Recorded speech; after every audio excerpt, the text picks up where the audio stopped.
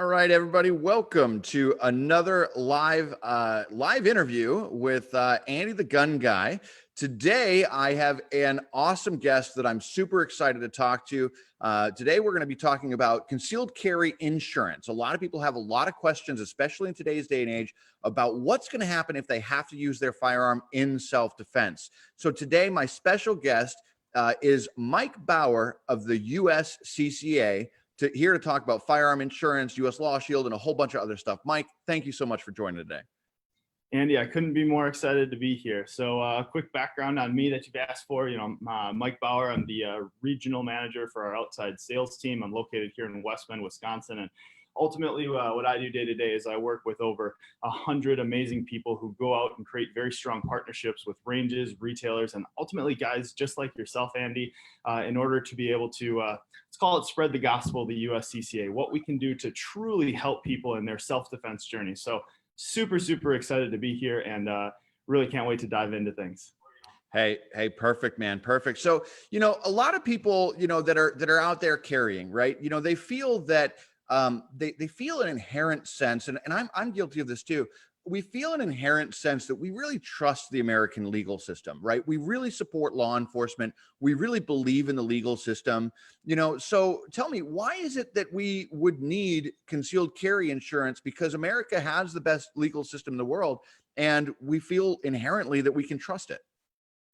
It's a great question that we get all the time, and I totally agree. At the end of the day, the one thing that we have to understand, though, is that regardless of the exact place that we live and the exact circumstances and how the judicial system works, at the end of the day, when there is a worst case scenario where someone needs to defend their own life or that of the loved one or someone else, ultimately, they're just going to have to prove that what they did is justified. And what we see all the time, regardless of whether it's a act of self-defense or some other legal matter, you always need to make sure that you have some sort of professionals to help walk you through and guide you through that system. It's not something that you want to go alone. If your house starts on fire, yeah, you've got a fire extinguisher, you're still going to call the fire department. Yeah, that's a valid point. I mean, I when it comes to me cooking, I'll tell you, I do have that fire extinguisher ready to go, and I've used it multiple times. It is a mess to clean up, but I agree with that.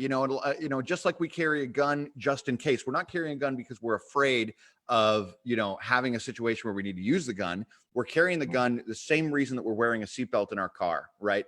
It's God forbid that accident should occur. That seatbelt is an extra layer of protection.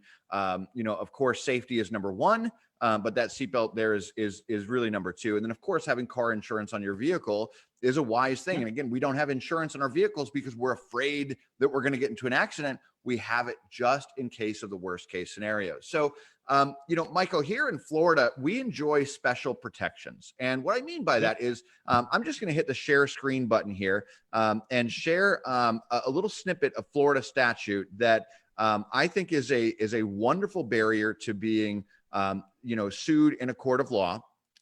Florida 776.032 says a person who uses or threatens use of force permitted in these couple of chapters is justified in such and is immune from criminal and civil action from the use or threatened use of force. Okay, so this is basically giving concealed carriers who are in the right protection from civil and criminal action.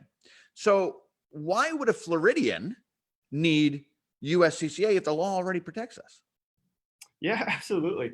So number one, I'll go back to regardless of where you're at. The first thing we talked about is you still want to have that sort of legal counsel walking you through something. If the police show up, the last thing that you want to do, we're totally pro police. We back the badge and all that stuff, and I'm sure you do the same.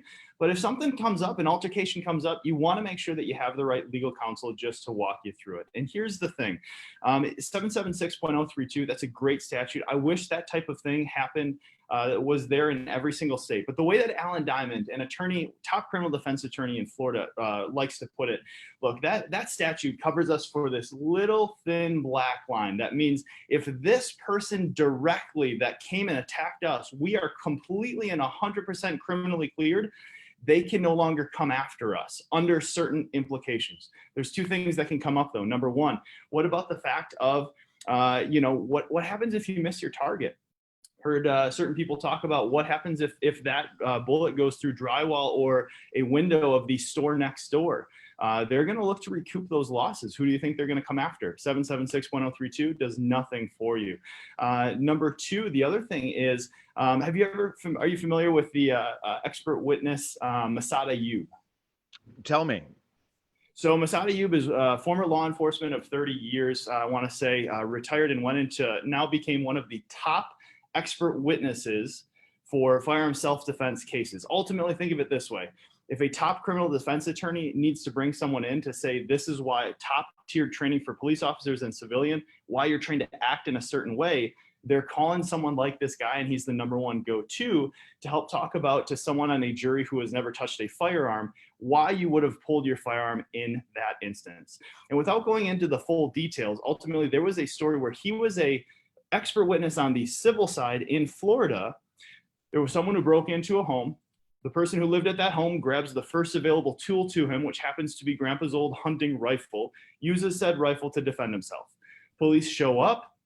Police say, wow, this was absolutely 100% self-defense. No charges, no nothing. As a matter of fact, this was a rare instance. They didn't even bring him in for questioning. Fast forward, this person is ultimately being sued by the attacker's family for basically everything.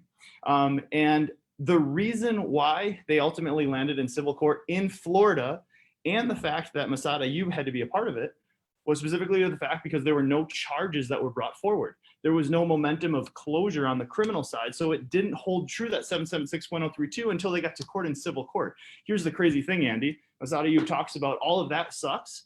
This was a 14-year-old. And a 14-year-old can be tried as an adult in Florida.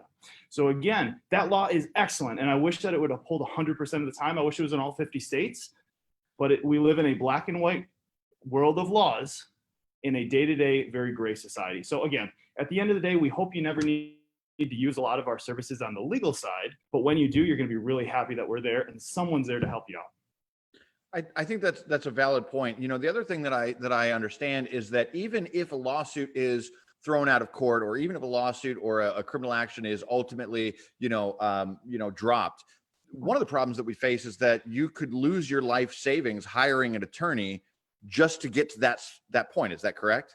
Absolutely. I spoke with a gentleman by the name of Dave McDermott in South Chicago just the other day. And if you know anything about South Chicago, it's the place that you want to have your concealed carry license. On the unfortunate side, though, as well, if God forbid you need to use anything in self-defense, coming up with the $60,000 that it would cost to hire him is the type of conversation he has to have with people every single day. And he said it's unfortunate that these are people who are, making minimum wage or just above it, and they're just trying to defend themselves. And now he has to have the conversation of, look, I'd love to help you out, but it's going to cost you 60 grand because I know how long this process is going to go. And when I met with him 3 weeks ago, he said, Mike, I just had that conversation with someone 2 days ago. The very next day, they scrounged up every dollar they could from all of their friends and promised to pay them back. That's a terrible thing to have to go through.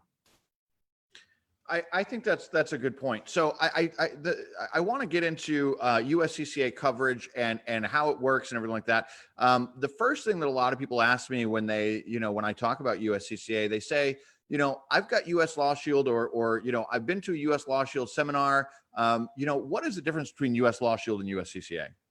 Look, at the end of the day, we're very happy that someone understands the idea of having some form of legal protection. And if that's all you're looking for, certain programs with that are a prepaid legal type program, that might work for somebody. But there's a couple things that I would just be aware of regardless of the program you go with. Number one, those types of programs, very often you have no right to choose your attorney unless you're paying out of pocket, meaning they're the ones that are going to assign an attorney for you. And, again, without diving into details, many of the attorneys that we work with simply say that if you're being assigned an attorney and you have no say in that, for them as an attorney, it's not a program that they're interested in, which, again, I'm not that professional, but if that's what they're looking at, interesting to know. And then the other thing that I would just look at is every single program is always going to have some form of exclusions. What are things that none of these programs are obviously going to help you out if you're truly going out there and you're robbing the bank. They never should. We're not going to do that, neither is anyone else. But it is unfortunate when you hear things like in 2018, 1 out of 5 murders were committed by someone who had an intimate relationship with someone, not necessarily a partner, maybe just a friend, a former roommate, or things like that. A lot of these programs have exclusions for those types of domestic violence incidents, which again, if you're not aware that that happens, I have someone who is an instructor who works with us now who sold someone a membership in a different program other than ours, who had to defend herself from a boyfriend, ultimately had to go through the same process that we just talked about, but had to pay out of pocket because it was a former boyfriend. And so that program did nothing to be able to help her out. And this instructor, ironically enough, was the first man on scene because he was also worked for the sheriff's office. So, you know, again, I hear from a lot of professionals out there. My job is not to tell someone what they should or shouldn't do, but in a worst case scenario, just make sure that the person who you believe is going to have your back is upholding to the things that you want them to uphold you to. And that's what we're here for. Wow. So 1 in 5, I'm going to repeat this for the people that didn't hear that. So you're saying that 1 in 5 murders happen between people who have some sort of relationship in the past. And there are some exclusions on some of these programs that will not protect you in that situation. Like a girlfriend that has an abusive or stalkerish ex-boyfriend, he comes at her. There's an exclusion for her to protect herself, even though she's paid for this liability protection. She may not have access to it. Correct. And so at the end of the day, all my thing is look, I totally appreciate that people are looking for some form of protection. And, you know, we haven't even dived into any of the education and training we provide. But if we're solely looking at that, at the end of the day, it's, you know, we truly believe as an organization, self-defense is self-defense is self-defense. If someone's there and you're in threat of, you know, fear of great bodily harm, I know as a husband and father, I'm going to do whatever it takes. So if I'm solely relying on someone else to help provide that legal and financial side, I just want to make sure that if I do whatever it takes, and I'm doing it in an act of self-defense and for all the right reasons, and I'm ultimately going to be justified, I want to make sure that the person whose card I have in my wallet is actually going to be able to be there for me as well. No, I think that's huge. So let me ask you this. Before we get into the actual pricing tiers and how it all works, you know, what sort of situations will the USCCA cover one of its members? You know, the big thing is, you know, we're here for the responsibly armed American. And what we're looking at is, were you in active self-defense? Was it using a legal weapon of opportunity? Meaning, was that thing that was in your hands, even if it was your own 2 fists or whatever, was that something you're legally allowed to have? If I go down to Illinois, I can't have a fully automatic AR-15. So if I'm acting in self-defense, again, it doesn't matter. So you just got to make sure that you have a tool that is appropriate. And lastly, we are an American organization to service Americans. So the U.S. And its borders are the ones that, territories are what we're going to be looking at. So you'll actually protect people from liability and help them out with your program, even if they're not using a firearm? Absolutely. Wow. Wow. That's interesting. That's interesting. So let's talk about the different pricing tiers. You know, is there a page that I can pull up and share my screen that shows the pricing? In fact, I've got the 7 reasons to join the USCCA on the screen. Maybe that'll have it. I'll scroll down to the bottom here. Yeah, it looks like I've got the tiers here. So let me share my screen and kind of walk me through some of the different packages here. Absolutely. So there's a couple things that you're looking at there. Ultimately, we like to keep things very, very simple, but we also want to make sure that we give people the opportunity to choose the pricing tier that works best for them, their financial situation, and where they're at on their self-defense journey. We're currently in the process of revamping some of our membership and adding even more awesome things. But as it sits right now, the really cool thing is we've got our gold, our platinum, and our elite. The main differences when it comes to what we've been talking about so far on the legal protection side is the higher you go in the membership, the more legal protection is offered. Ultimately, our elite level membership offers up to $2,250,000 in protection on the criminal and civil side, including damages, which is not something that we covered. There's a lot of competitors that do not cover any civil damages if and when you are charged with them. We definitely do. So again, that's another difference that we didn't even cover. Can you give me an example of a type of civil damage? Absolutely. So we talked about that 14-year-old gentleman earlier. Let's say that, you know, ultimately there was a civil judgment that was, you know, gavel comes down and you owe, insert a number, $15,000, $150,000 more, whatever it is. At the end of the day, our membership offers the protection available for the damages that are awarded. Because a lot of times the attorneys are expensive and that's a huge cost to someone. but more often than not, it's the damages that are awarded in a civil case that cause families financial ruin. So that's a big differentiator that, I'm glad that we're pointing out a little bit of. Great. So what about the other packages? Sure. So as you move up, you're going from 600,000 protection at the gold. You go to 1,150,000 at our most popular platinum membership. And then again, that elite goes to 2,250,000 in protection. The other thing that you get though, Andy, I'm guessing when you took your concealed carry course, it was in Florida, correct? Yes. Was it the last course and training you've ever taken on firearms? Not for me, no. I'm an NRA certified counselor, so I've trained 30,000 people. But I would tell you that, of the 30,000 people that I've trained, the vast majority of them don't do more, right? Yeah. Yeah. And ultimately, it's a silly question to even ask. Why would someone think you could sit through a short little class, you can fire one round, and all of a sudden you're qualified to carry every single day? Although the laws say you have the ability to do so, and I fully back that. As a protector of my family, I know that my CCW class was just scratching the surface. So that's what we believe. Again, we talk about the responsibly armed American. So each level of membership increases the amount of education and training that you can get. The best way to kind of put this into perspective is, Andy, when I show up into your class, I don't need to know the difference between a 1911 and a Glock 17 in most of your classes, but it would probably help if I knew how to load the magazine before I got there. Very true. Very true. That's one of the things that I love about the USCCA is that a lot of your stuff, it's pure content, right? It's about learning how to use the gun, learning about other self-defense situations, knowing your laws, right? Like your CCW reciprocity. I mean, that's my go-to, and it's been my go-to for years. Hey, can I carry in Arkansas when I'm going up there with my Florida permit? All of these, education factors. And it looks like you've kind of got a list here of education that differentiated between training. And it looks like with your education section on the highest tier, you get up to 70 separate digital guides and ebooks, which I think is absolutely huge. So tell me about this Ask an Attorney monthly webinar. Tell me a little bit about that. Sure. So where we've had tremendous success across the country with us, especially our team specifically, as we go through a self-defense journey, it is natural for me to want to start asking, here I am in Wisconsin, you guys have a little bit different laws, but we have what's called the Castle Doctrine. What does that mean to me as it applies as a gun owner? Does that mean that I have absolute immunity if someone breaks into my house?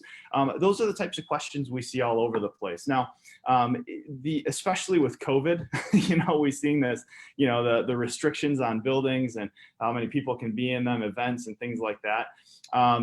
Even more popular now has become our online webinars for Ask an Attorney. So even though it's not always going to be the most specific for your, it's not always going to be Brevard County, laws and regulations, we do kind of dive into, here's the general concept of rules like, Castle Doctrine and Stand Your Ground and Civil Immunity 776.032. What does that necessarily mean to me as a gun owner? We give our audience the ability to tap into these attorneys, ask live questions. And, I'll be the first one to admit that sometimes I'm a little skeptical. Every now and then I'll jump on and I'll ask a question. And it is, I don't put my actual name down, but it's cool when it gets answered because I know, this is a live thing that we get our questions answered. Awesome. And of course, we can't give legal advice, but it is a good resource just to get, the information and the, specific questions answered. So, guys out there watching, this has been really informative as far as, how the USCCA works and why we need concealed carry insurance. So I want you to take action. Look, to become a gold member, the minimum just to get started, it's just $22 a month. And again, that's up to $600,000 in protection. Is that not? Absolutely.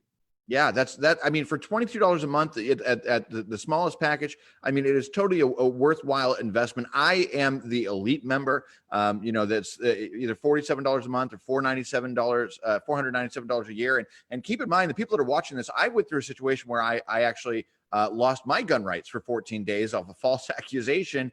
It can happen to anybody at any time. And we need to be very, very careful and secure our rights. This investment is nothing compared to the trials and tribulations you could literally have to go through. So, Mike, I really appreciate you joining. And just as a side note, if there's any NRA certified instructor that's watching this, send me a private message. I'd love to get you hooked up as becoming, somebody that's helping to teach people about the USCCA and possibly earn a little bit of income as an instructor to your students.